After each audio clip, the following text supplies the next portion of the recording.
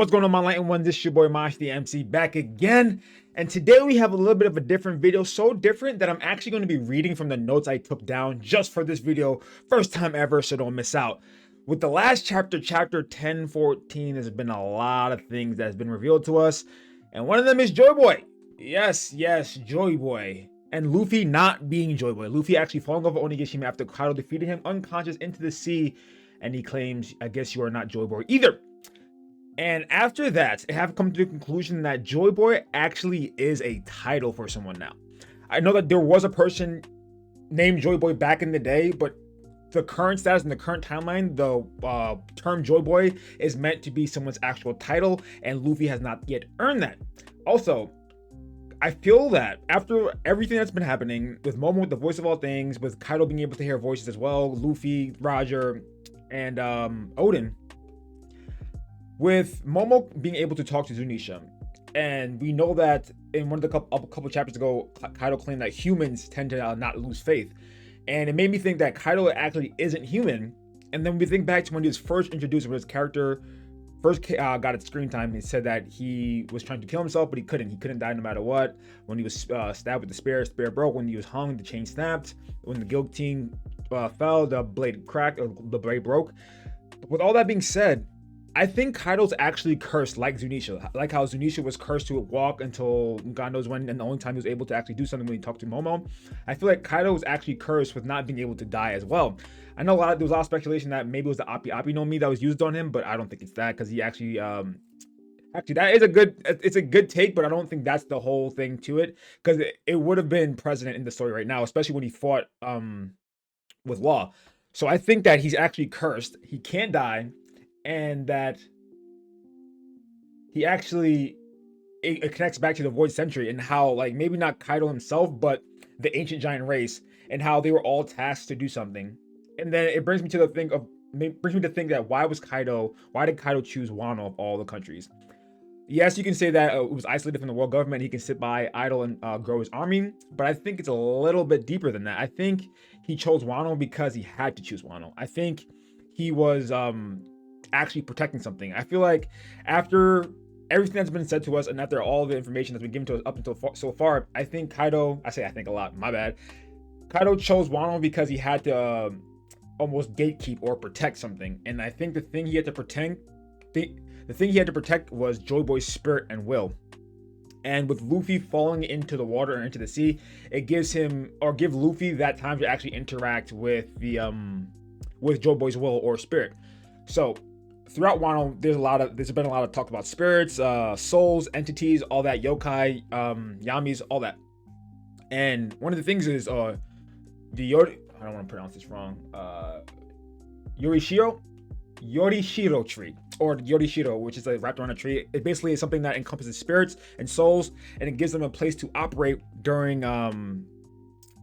festivals of the dead, I think it's just festivals, or just a religious ceremonies. There we go. This theory actually came from Joy Boy, one of Joy Boy's recent videos, and how that there will be Kokeshi dolls. There's a lot of hints about being spirits and souls involved in Wano, and it made me think that Kaido's been protecting Wano, or protecting the title of Joy Boy, because he had to. Like, it was passed down through his lineage because they were cursed, and he can't die until either a certain amount of time is up, or maybe, I think it's a certain amount of time is up, and after that he can die.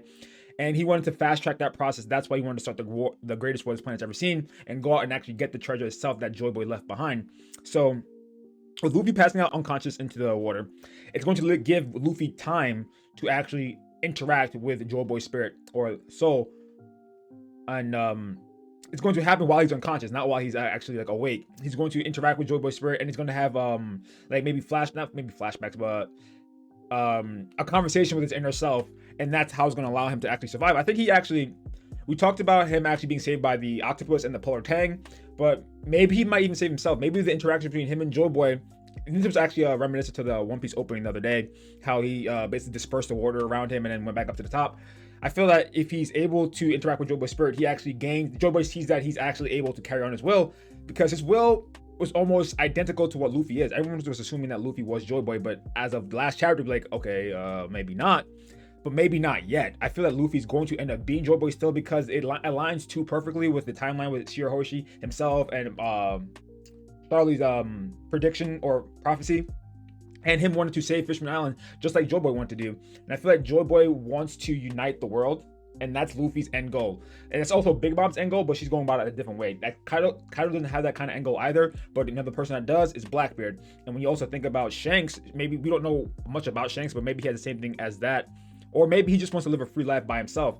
Luffy wants to be free and wants everyone to be free. Shanks wants just to be free himself. And that's the difference between him and Shanks. But Shanks is also like a puppeteer, like Doflamingo. Like, he's in the shadows and we don't really know what's going on with him. But oh yeah, and that's why the Kozuki clan actually closed off the borders. They closed off the borders to protect the rest of the world from Joy Boy's will and spirit. Because if they interacted with the world government, sooner or later they would figure out that that's where Joy Boy was laying rest or waiting, or the title or the will of the spirit of Joy Boy was waiting. And I feel like it's either Joy Boy's either spirit or wills either in a Pawnee lift, or it's in a one of the Yorishiro throughout Wano. And another place that we actually see that the Yorishiro is Amigasa village. And then you also think about Tenguyama saying he's waiting for someone, and we still have no idea who that is. After I think it was like chapter 10 or 1004 or 1003, when the image was shown, everyone thought it was Toki, and that Tenguyama was actually waiting for Toki. But now I think he's actually just waiting for Joy Boy. He's there to protect Joy Boy because the Kozuki clan has passed down certain things throughout. Odin, being the type of person he wasn't really mixed in with the Kozuki clan or with his father. Yeah, I forgot his father's name for the top of my head, but he wasn't really talking with his father, and he wasn't able to pass down the information to Momonosuke. And that's why after Momonosuke reading the logbook, he said, "I can't afford to die." Yes, that points to the sign of him actually being an ancient weapon, also him being able to use the voice of all things. And the reason why I think he's able to do that is because not only does he have the pure blood from the Voyage Century being in Toki, he has the power, or the Conqueror's power. Not really Conqueror's power, because I don't know if it's passed down through bloodline, but he has the power of a conqueror in his DNA from his father Odin. And not only that, but now he also has the lineage factor of an ancient giant, as well as the power of a dragon, all within his bloodstream. And that's why I think he's able to actually communicate with Zunisha and actually hear the voice of all things. And when the last chapter he says, "Who is this?" And then he's like trying to figure out who it is, because it's like basically a person screaming in his ear. Everyone's thinking of Zunisha. I also predicted that it was actually Onigashima, the giant's head. Maybe it still is, but there's also a theory that it's Joy Boy trying to communicate with Momonosuke, saying that I'm here, I have arrived. And Momonosuke, knowing that he has to open the borders of Wano, maybe after a while he's able to realize that, okay, this is Joy Boy, I need to get going now. But with all that being said, if Joy Boy does come right now, or he attains the title of Joy Boy, he has to beat Kaido still. And this is why I was getting at Kaido being almost a gatekeeper for Joy Boy. The 5 people he saw, it was Shanks, Whitebeard, Odin, Roger, and Zebek. They all had a smile on their face. And then it brings you back to when he said, this is hell, right? And he was smiling. And then also the next chapter is saying that when Kaido said, wait, what did he say? The tougher the situation, the more you smile, and the more you smile, ... And that went to big speculation about what he was actually talking about and how it could incorporate to Joy Boy. And then actually when you think about the smiling emoticon, it has the 2 dashes and a D. Take that away, the D. And how the D clan has something to do with gods and the celestial dragons, and being the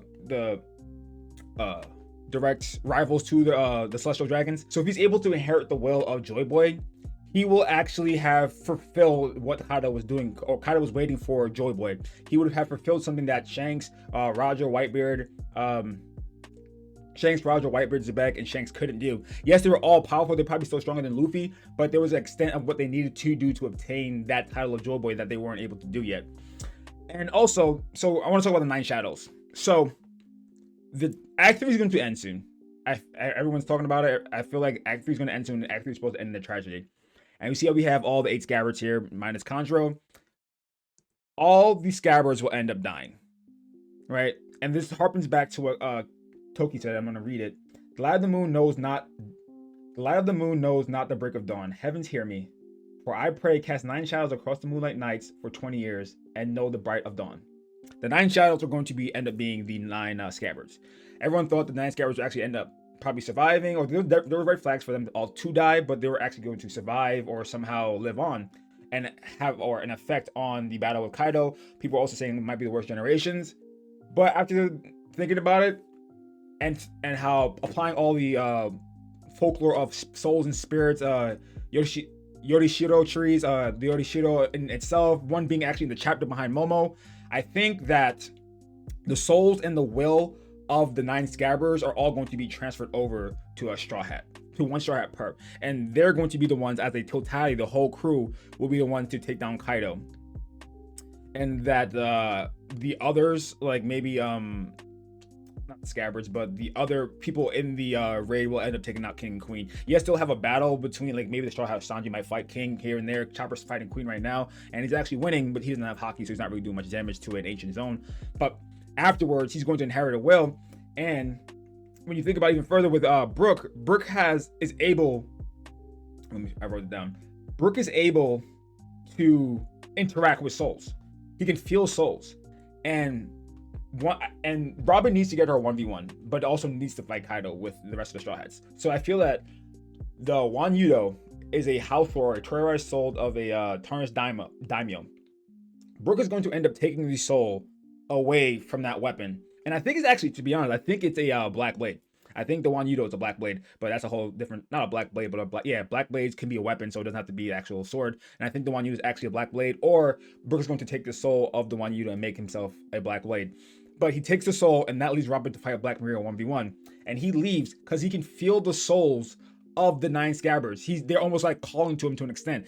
Oda placing the fact that he can actually feel souls with the homies in Whole Cake Island is perfect, because if he's able to feel the souls of the 9 Scabbards, he can guide them. And I have one Scabbard per Straw Hat. I have this breakdown. I'm not really sure if it's correct or not. But also, Toki states, this is why it all incorporates now, because she says, Toki first said that, "Heavens hear me, for I pray, cast 9 shadows across the moonlight nights for 20 years and know the bride of dawn." And then Kiku says before she died, or was almost killed, we don't know if she's dead or not, but I think Kiku's dead. Kiku states that the lingering snow is finally melting, so I can tell you the dawn is near. Wano's door will still shine in the afterlife. And we all know that Brook actually has the capabilities of contacting or cooperating with the underworld and the afterlife. So him being able to actually talk or communicate with the spirits of the 9 Red Scabbards and deliver them to one of the Straw Hats, for the Straw Hats not only to carry on the will of the Scabbards moving forward, but also carry on the will of wanting to open Wano and defeat Kaido. So I have Kinemon with Sanji, Denjiro with Zoro, Kiku with Brook, Kawamatsu with Jinbei, Raizo with Usopp, Ashura with Frankie, Ino with Chopper, Neku with Nami, and Kanjuro with Robin. I know you might, what are you talking about? Kinemon, Fire, Sanji, Denjiro, the taking naps, Zoro, Kiku with the Mask of the Dead, Brook, Kawamatsu, Fisherman, Jinbei, Fisherman. Kawamatsu is what's Kawamatsu again? A Kappa, sorry. Yeah, Raizo is a ninja, Nin, Usopp. I feel like it just goes. He throws Shuriken, Usopp snipes. Ashura, being Frankie, he's just a big body character. He's also a bandit. Frankie was technically a bandit, but also like the one that demolished ships on Water 7. Ino with Chopper, I feel like the interactions when they first met just mesh as well. Neko, Nami, cat burglar. Kanjuro and Robin when you think about how when we first got introduced to Robin's character was a almost like not an informant, but she was like a spy. She would like infiltrate groups just to idle her time by and collect information and then leave and ditch them, almost like what Kanjuro did. And also when you think about how she's able to take on like not forms, but like take on different roles, Kanjuro's almost fits perfectly like that. She would never betray the Straw. Actually, she did betray the Straw Hats originally, but now, I mean, she didn't do it on purpose. Yeah, it was almost against her will, obviously. But Kanjuro did the same thing for the Scabbards, so it's like almost interacts here and there. But that's what I think. I feel like the 9 Shadows has to end up being the passed on will to the Straw Hats. So, yep, Kinemon is Sanji, Denjiro is Zoro, Kiku is Brook, Kawamatsu is Jinbei, Raizo is Usopp, Ashura is Frankie, Ino is Chopper, Neko is Nami, and Kanjuro is Robin. And then Luffy obviously gets Joy Boy, and then it all correlates to Yamato saying that I'm Odin. I inherited Odin's will. And basically, Odin is actually not going to, maybe in a manifestation form, Odin will be here in the fight to defeat Kaido. But at the same time, when we think about when Toki said look to the future, Odin's will somehow play a factor in with what Yamato does and how it affects the actual raid in fighting Kaido. But that's all I got, guys. But I feel like that was a lot, but it's so much with the last chapter, and I can't wait for Sunday or tomorrow for the official translations. But for the most part, like I said, leave a comment down below and tell me what you guys think. Leave a like, hit that subscribe button and the bell button, and come back next time to Remain Enlightened, y'all. Peace.